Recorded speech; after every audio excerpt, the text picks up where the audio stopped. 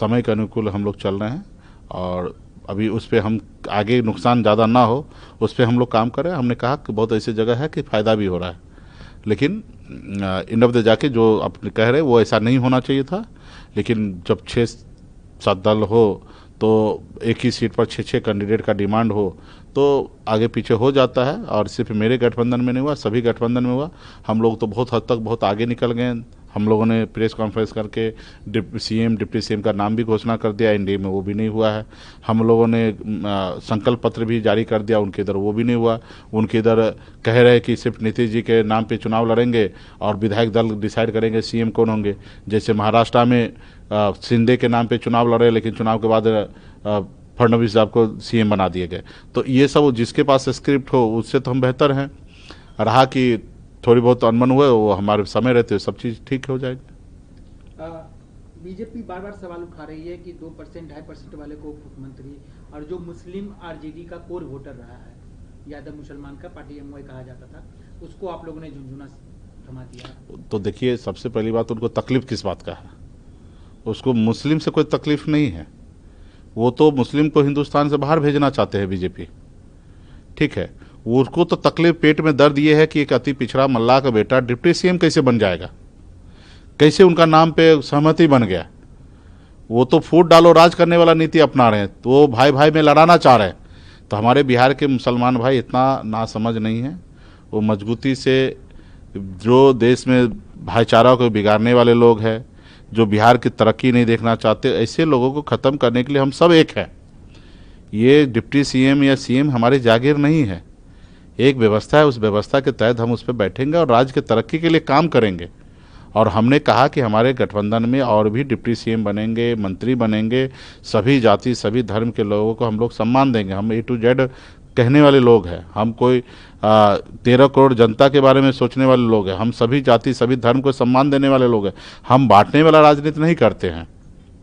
तो आप ये कहना चाह रहे हैं कि आने वाले दिन में मुस्लिम चेहरा भी उप मुख्यमंत्री बन सकता वो है? क्या होंगे, डिप्टी सीएम बनेंगे, हमारी अपनी रणनीति है। हमारे सहयोगी दल हम लोग आपस में तय करेंगे कौन होंगे और किन सरकार में किनकी क्या जगह बनेगी, सब हम लोग आने वाले समय में सुनिश्चित करेंगे। एक सवाल लेकिन उठता है कि आप चुनाव नहीं लड़े इस बार, तो आप उप मुख्यमंत्री के दावेदार कैसे होंगे? उसके लिए तो एमएलसी बनना पड़ेगा आपको। जी हाँ। हाँ, तो आपको पता है कितने विधायक बनने के बाद एक एमएलसी सीट? जब सरकार बन ही जाएंगे तो हमारे पास बहुमत होंगे, और जब बहुमत होंगे तो 6 महीने तक बन सकते हैं एमएलसी। बगैर एमएलसी का भी हम मंत्री बन सकते हैं। पिछली बार भी मैं ऐसा ही हुआ था, मैं चुनाव हार गया था और बगैर एमएलसी या बगैर विधायक हम मंत्री बने थे। वही परिस्थिति इसमें फिर इस बार भी बनेंगे और फिर कोई ना कोई जगह खाली होगा, वहाँ से फिर एमएलसी बनेंगे। प्रशांत किशोर का जिस तरीके से वेव चला था बीच में, आप कह सकते हैं कि लग रहा था कि नहीं वो ठीक ठाक कर रहे हैं, अचानक उनका बैठ जाना, या मतलब वो चीज नहीं दिख रहा ग्राउंड पे, उसके पीछे क्या लॉजिक लग रहा है? क्या ऐसा क्या हो गया? मैं प्रशांत किशोर जी के बारे में उतना अध्ययन नहीं करता हूँ। मैं अपना काम के पीछे लगता हूँ। एज ए पत्रकार आप हैं, आप ज़रूर उसके बारे में सोचते होंगे कि वो हीरो है कि जीरो हो गए हैं, आप सोचते होंगे। अभी हम तो अपना लक्ष्य की ओर जा रहे हैं। हम किसी को कोई फैक्टर नहीं मानते। हम मानते हैं कि हमारी सरकार बनना है और बनने के लिए हम मजबूती से सरकार बनाने के लिए जनता की उम्मीद पे खरा उतरेंगे। मैनिफेस्टो भी आप लोगों ने जारी कर दिया, बड़े बड़े वादे हैं, तो कैसे पूरे होंगे? ये भी एक सवाल उठ रहे हैं। जब बड़ा वादा है तो बड़ा सपना देख रहे हैं, बड़ा सपना देख रहे हैं तो बड़ा सपना साकार करेंगे। हम लोग तो वही है ना, चट्टान को तोड़ के रास्ते बनाने वाले लोग हैं। जो काम असंभव है दूसरे के लिए, वो सब संभव करके हम लोग करने वाले लोग हैं। हम 30 फीट पानी के नीचे मछली होता है उसको पकड़ने वाले लोग हैं। तो असंभव काम को संभव करने का कोशिश तो करेंगे तब ना पूरा होगा। तो आपके नज़रिया से हो सकता है वो असंभव है, लेकिन मैं नहीं मानता वो असंभव है। तो अगर ठान लेंगे तो संभव करेंगे। हमारे दशरथ मांझी जी ने ठान लिया तो पहाड़ को तोड़ के रास्ता बनाए। हमारे आदरणीय लालू प्रसाद जी ने ठान लिया कि बिहार में सामाजिक न्याय मजबूत हो, तो उन्होंने पूरा किया। तो इसे हम लोगों ने ठाना है अगली पीढ़ी में कि हमें ये करना है तो करना है। उसके लिए हमारे पास लंबा समय है, हम करेंगे और बेहतर करेंगे, औरों से बेहतर करेंगे। आप इतना देश विदेश सब घूमे हैं, महानगर में रहते हैं, आपको नहीं लगता कि शराबबंदी का बहुत बड़ा नुकसान है?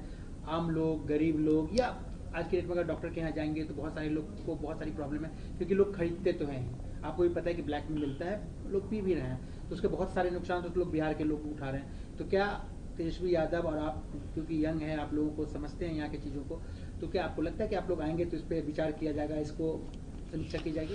इस पे तो देखिए नीतीश कुमार जी को समीक्षा करना चाहिए था, और जो उद्देश्य से उन्होंने शराबबंदी लागू किए, कानून लाए, वो उद्देश्य जनता का हित का रहा और जनता के लिए सही रहा, लेकिन उद्देश्य पूरा नहीं हो रहा। उद्देश्य पूरा नहीं हो रहा तो इस पर निश्चित तौर पे रिव्यू करने की आवश्यकता है, उस पर मंथन करने की आवश्यकता है, कैसे उद्देश्य पूरा, उस पर काम करने की आवश्यकता है। ये हम लोग आने वाले समय में हम मानते हैं कि जो उद्देश्य से पूरा किया गया वो उद्देश्य पूरा नहीं हो रहा है।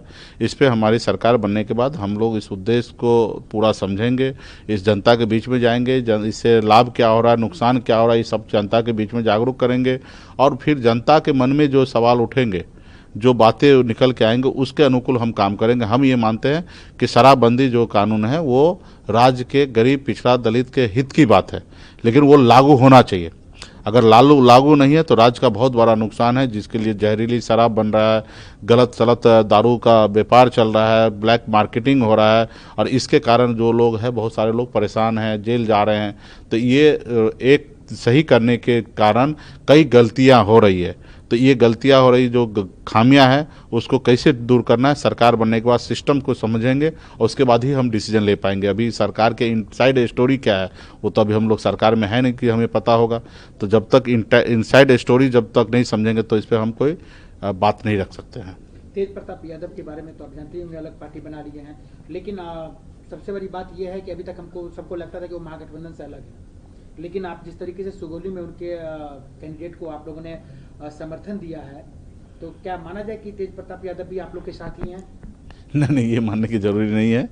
देखिए वहाँ पे हमारे जिनको हमने प्रत्याशी बनाया था उनका नामांकन रद्द हो चुका है, और रद्द होने के बाद हमारे पास कोई ऑप्शन नहीं था, विकल्प नहीं था, और वो जो लड़ रहे हैं वो चौधरी है, निषाद परिवार के लड़का है, और वो उनकी पार्टी से लड़ रहे थे, और हमारे ही समुदाय के लोग हैं, हमारे परिवार के लड़का है, और हमें समर्थन, क्योंकि हम यूं ही सीट तो छोड़ नहीं सकते, वो सीट वीआईपी पार्टी का है, तो उस पर मेरा अधिकार क्षेत्र में आता था, और हमने अपने समुदाय के बेटा को हमने समर्थन दिया है, और हम चाहते कि वो जीत के विधायक बने। तेज प्रताप जी से बात हुई इस बाबत? नहीं, इसके लिए कोई बातचीत नहीं। बिना बात किए आप समर्थन दे दिए? हम तेज प्रताप जी को नहीं जानते, हम तो चौधरी जी को जानते हैं, जो निषाद परिवार का बेटा है। हम उनको जिताने के लिए हमने उनको समर्थन दिया है।